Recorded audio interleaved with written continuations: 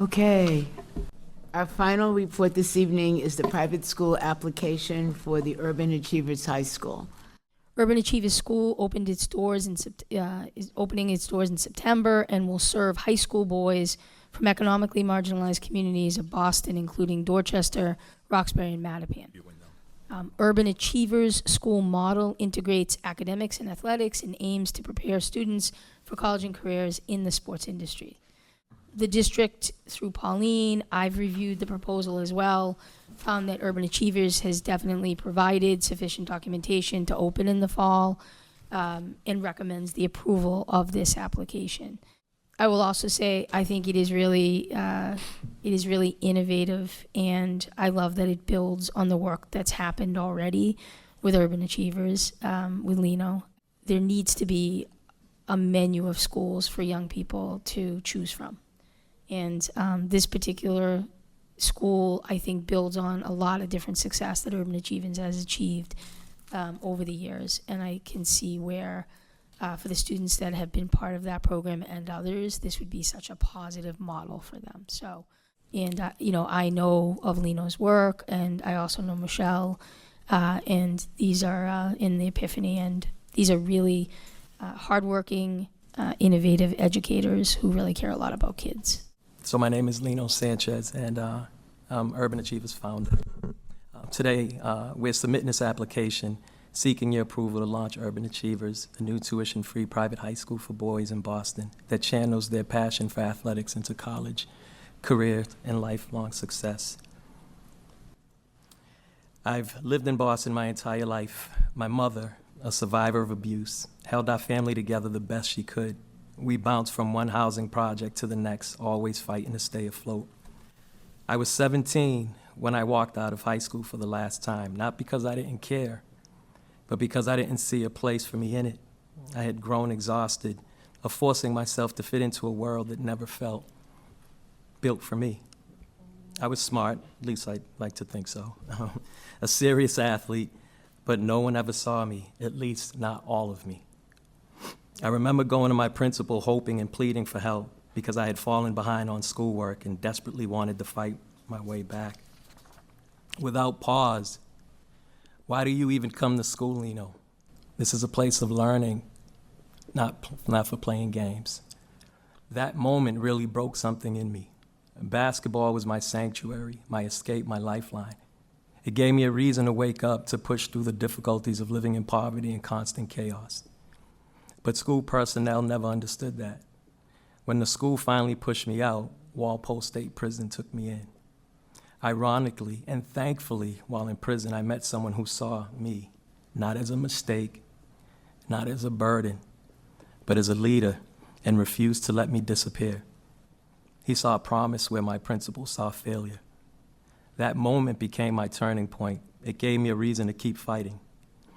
One late night while lying awake in that cold prison cell, I made a quiet promise to myself. If I ever made it out alive, I'd come back for the boys just like me, the ones we underestimate, overlook, and too often lose. Today, that promise I made over 30 years ago is Urban Achievers. It's more than a school. It's a launch pad for young aspiring athletes like myself, full of passion, potential, and promise. We educate and we empower our young boys to walk into every room with purpose. We meet them in their passions and use those passions as a gateway to growth. A young man who dreams of playing in the NBA, we honor that. But we also show him the 20 other careers behind the game. We don't shrink their dreams, we stretch them. At Urban Achievers, we teach boys how to win in life, how to apply the mindset they build through sport, resilience, leadership, and focus to excel in the classrooms and careers and in their communities. Our boys will graduate not just ready for the next step, but ready to lead wherever they go. And where do we do it? We do it right here at home, in Roxbury, at the DeWitt Center. The same street where my story almost ended is where theirs will begin. I returned to this neighborhood not with regret, but with purpose. Right in the heart of a community that has seen struggle and strength, we're doing something bold. This isn't about escaping the neighborhood. This is full circle transformation. It's about showing young men they can grow, lead, and thrive right on the same blocks that shape them. We believe in neighborhood-based solutions. We're not just creating a school. We're creating an engine of hope, excellence, and visibility from within. How do we do it? Well, we start with what they love: basketball, sports. Then help expand that passion, that fire, well beyond anything they ever imagined. At Urban Achievers, sport and education work in synergy. One builds the body, the other builds the mind. Together, they form something incredibly powerful, creating a path to success that neither could achieve on its own. In partnership with sport industry leaders in higher education, we create an immersive learning experience that goes beyond textbooks. Our students engage in real-world practical internships, dual enrollment opportunities, and specialized project-based courses connecting the classrooms directly to sport careers. They will graduate with diplomas, micro-certifications, associate's degrees in hand, and doors in the industry wide open. However, making it out isn't the end game. Our young men learn that true success is reaching back and helping others rise too. I'm not asking the world to believe in these young boys, because we already do. And I stand before you as proof of what belief can do for someone. And why do we do this? Because too many of our boys have been told they're only good for one thing, because too many systems are quick to punish but slow to believe. Because I know what happens when a young man is told again and again that he won't amount to anything, that he's not good enough, or that he is a disappointment. And I've lived what it means when someone finally says, I see you. You're a leader. I believe in you.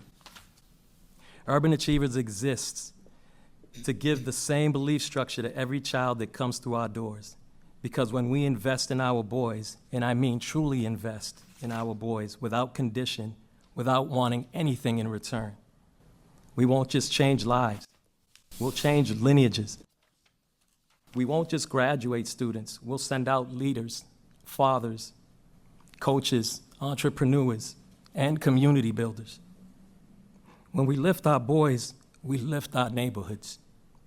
When we lift our neighborhoods, we lift our city. From the courts to the classrooms to careers to community, this is the journey we walk. That's the future we're building. Urban Achievers isn't a theory, it's readiness. It's bold, it's necessary, and it's overdue. Give us the chance to educate these boys, and we'll give this city generations of young men who know who they are, what they're capable of, and ready to lead us forward in a world of chaos and uncertainty. Thank you.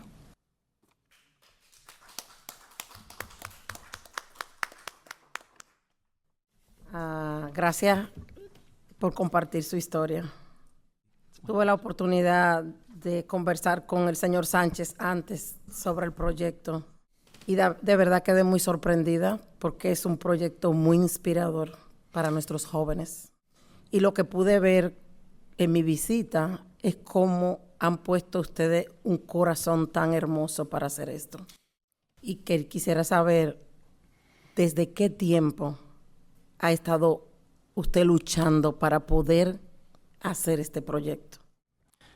Ever since my release on August 31st, 1993, I've been fighting to make this thing happen, and I've been committed to all the boys and young women of the community. I know one of the questions that I normally get when I say I'm starting an all-boys school is, well, what about the young girls? In fact, the girls that I work with now come to me and say, well, what about us, right? And I tell them, look, we still have the after-school program, we still have some weekend program, and we're going to use the young boys as guinea pigs. You know what I mean? We're going to poke and prod and figure this out, and hopefully within 3 or 4 years, we'll be able to start a sister school for you girls. So they're going to get what's better. They're going to get the best is what I tell them, so they sort of leave me alone after that.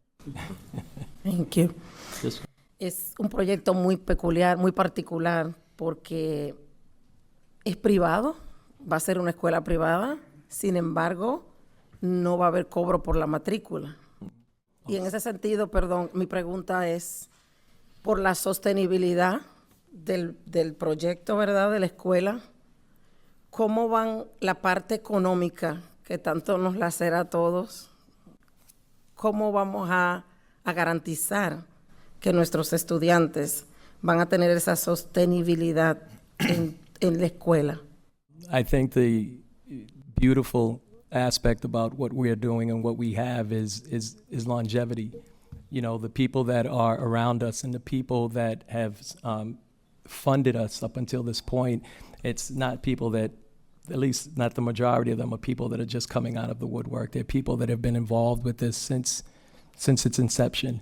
And they continue to be involved. And as you heard earlier from one of our funders, she's been around for 15 years, you know, and she sees the impacts that we're creating, and she's continuing, along with quite a few other folk, continuing to support us.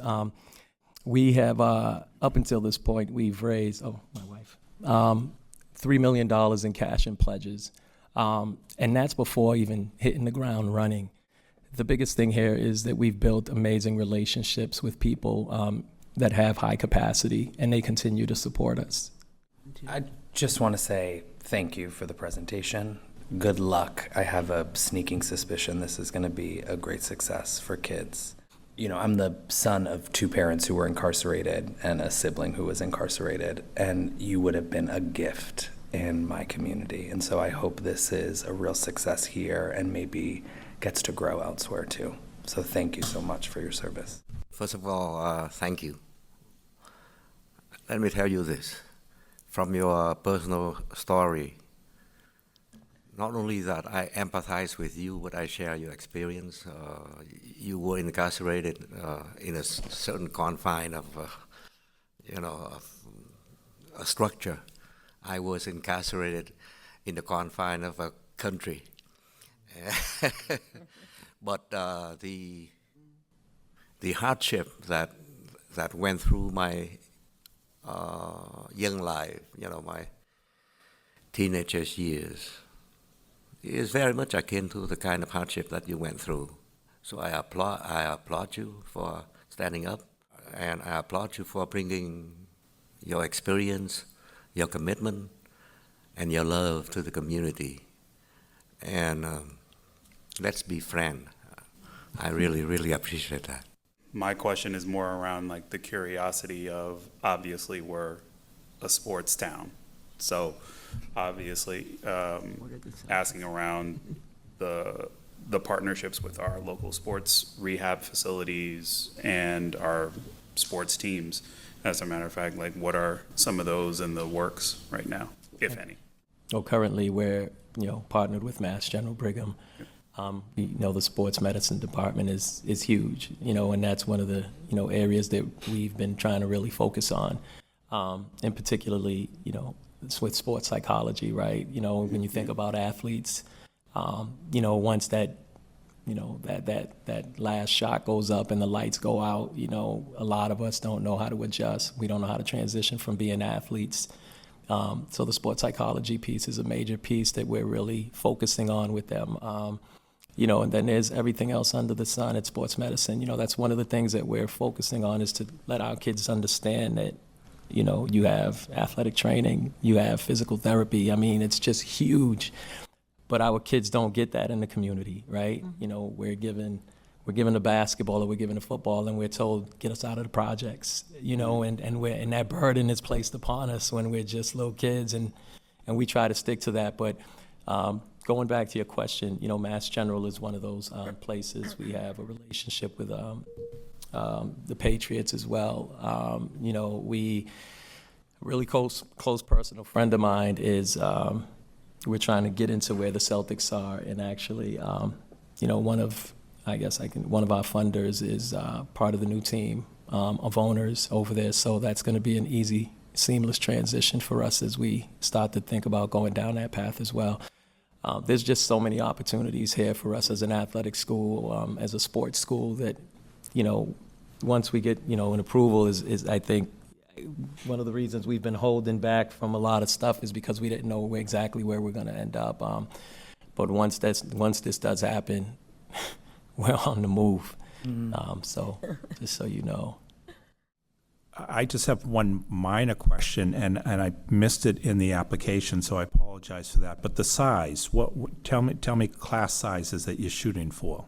Superintendent Skipper, you mentioned, you know, I've been at Epiphany now for 20 plus years, and it's the same model. You know, it's we're going to start off with 20 youngsters, and we're going to grow by 20 every year. I love the idea of starting small. When I think about the time that I've been at Epiphany, I think I know every single child that's come through those doors, right? You build those rapports with these young people, and that's exactly, you know, that goes a long way, you know, and you get the kids to be able to do, you know, what they need to do because you've built that rapport with them. So that's what it is for us. We're going to start in the same fashion. That model speaks to my heart, and that's the way we want to continue to move.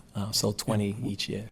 How do you envision, I'm sure you're going to have more than 20 young men interested in the first year.